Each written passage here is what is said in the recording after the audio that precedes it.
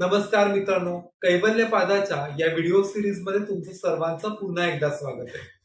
आपण कैवल्यपादामध्ये असलेली गहनता समजून घेण्यासाठी त्यातली सूत्र समजून घेतोय, त्यांचा अर्थ समजून घेतोय. महर्षी पतंजलींना इथे नक्की काय अभिप्रेत आहे याचा देखील अर्थ शोधण्याचा आपण प्रयत्न करतोय. आतापर्यंत आपण 8 सूत्र समजून घेतले. आजच्या भागामध्ये आपल्याला 9वं सूत्र समजून घ्यायचं. पुनर्जन्म म्हणजे नक्की काय असतो, त्यांचा स्मृतींशी म्हणजे साठलेले जे कर्मांचे प्रकार आहेत किंवा संस्कार आहेत यांचा काही आंतरसंबंध आहे का, हे समजून घेणं अगदीच गरजेचं आहे. हा संबंधच आपल्याला या 9व्या सूत्रामधून बघून घ्यायचा. चला हे सूत्र समजून घेऊया. जाती देश काल व्यवहिता नाम अपि अनंतर्यम स्मृती संस्कारयोः एकरूप्यात. या सूत्रातील एक एक शब्दांचा अर्थ आता आपण समजून घेऊया. जाती जाती म्हणजेच काय, तरी ते शरीर अपेक्षित आहे. आपण ज्या जीवाविषयी बोलतोय, ज्या सजीवाविषयी बोलतोय, तो सजीव इथे मनुष्य जातीचा आहे का प्राणी जातीचा आहे? प्राणी जातीचा असेल तर तो कुत्रा आहे की वाघ आहे का अगदीच कीटक आहे, मुंगी आहे, झुरळ आहे? नक्की तो कोणत्या शरीरामधून पुढे येतोय? देश म्हणजेच काय, तर तो नक्की कुठल्या स्थानावरचा आहे, तो कुठल्या देशाला, कुठल्या गावाला, कुठल्या शहराला बिलॉंग करतो, कुठल्या तो शहरातला आहे, कुठल्या गावातला आहे. आणि काळ म्हणजे तो कुठल्या काळातला आहे, तो आता इथे आहे का तो मागच्या कुठल्या जन्मामध्ये, मागच्या कुठल्या इयर्स मध्ये इथे होता. त्याची जी वेळ आहे ती इथे लक्षात घ्यायची.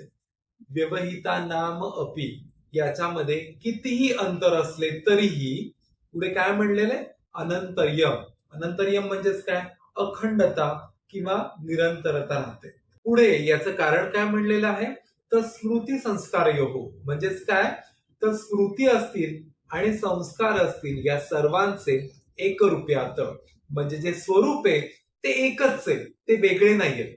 बघा एकंदरीतच या सूत्राचा अर्थ आपण असा लावू शकतो की जरी जन्म असेल म्हणजे जात जी असेल, जिथे आपण सजीवांची स्पेसिस म्हणतोय ती एक वेगवेगळी असेल, किंवा देश ज्याला आपण लोकेशन म्हणतोय तो वेगळा असेल, किंवा अगदी काळामध्ये कितीही मोठा अंतर असेल, फरक पडलेला असेल, या सर्वांमध्ये फरक जरी असला, वेगवेगळेपणा जरी असला, तरीही स्मृती आणि संस्कार हे एकच आहेत, ज्यांना आपण एकाच नाण्याच्या 2 बाजू असे देखील म्हणू शकतो.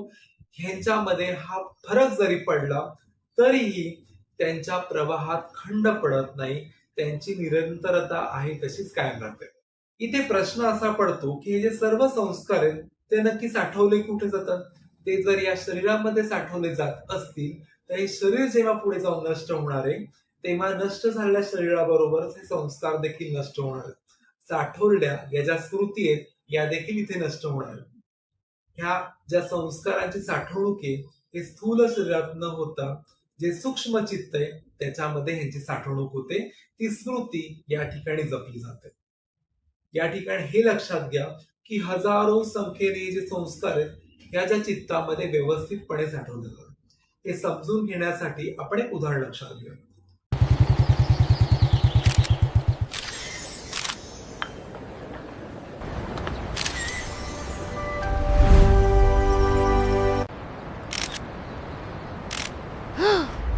आ!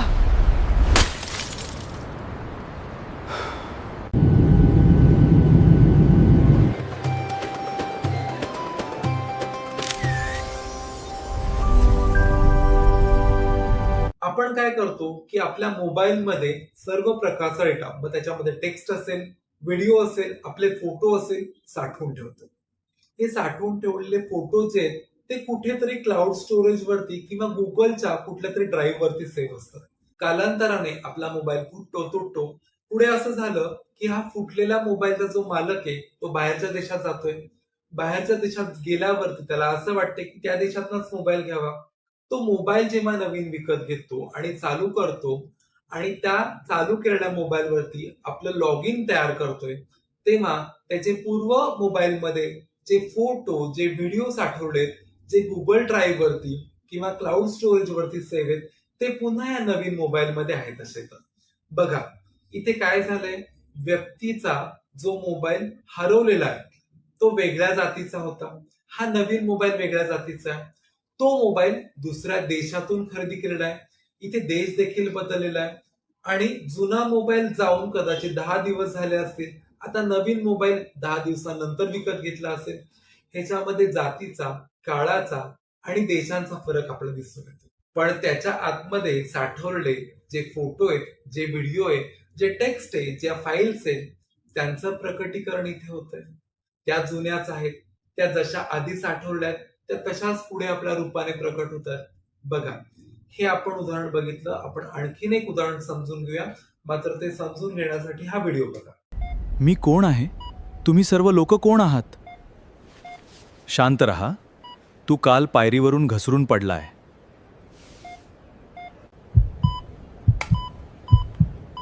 आई, अळूच्या भाजीचा वास छान येतोय.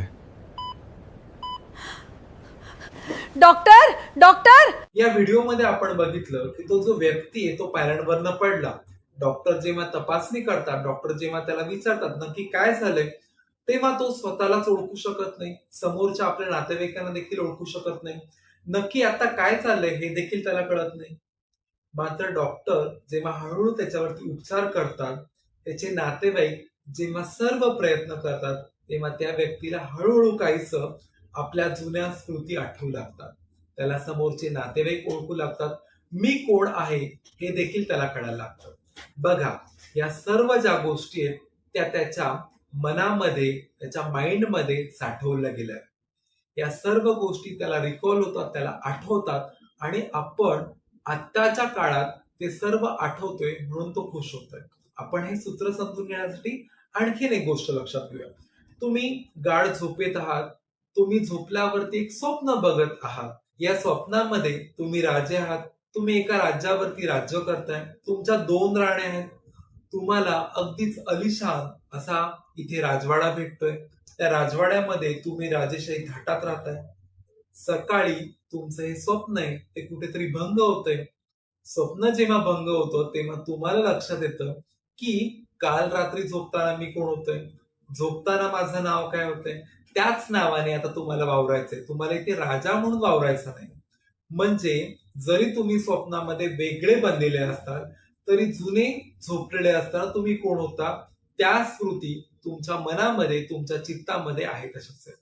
काळ बदलला पण या चित्तामध्ये सांगितलेल्या गोष्टी अजिबातच बदलल्या नाही. जाती, देश आणि काळ याचा कुठलाही संबंध बदलला गेला तरी स्मृतीमध्ये साठलेले संस्कार आहेत तसेच असतात. हे रहस्य आपण कैवल्यपादाच्या या सूत्रामधून समजावून घेतले. कैवल्यपादामधली अजूनही बरीच सूत्र आपल्याला समजून घेणे बाकी आहे. ही सूत्र मी तयार केल्यावर लगेचच तुमच्यापर्यंत पोहोचण्यासाठी तुम्हाला करायचंय काय? तुम्हाला हा चॅनल सबस्क्राईब करायचा आहे. आवडला असेल तर लाईक करा, शेअर करा. तुमच्या मौल्यवान कमेंट्स, तुमचे प्रश्न यांसाठी कमेंट बॉक्स खुला आहे. लवकरच भेटूया कैवल्यपदातल्या पुढच्या सूत्रासह. तोपर्यंत धन्यवाद.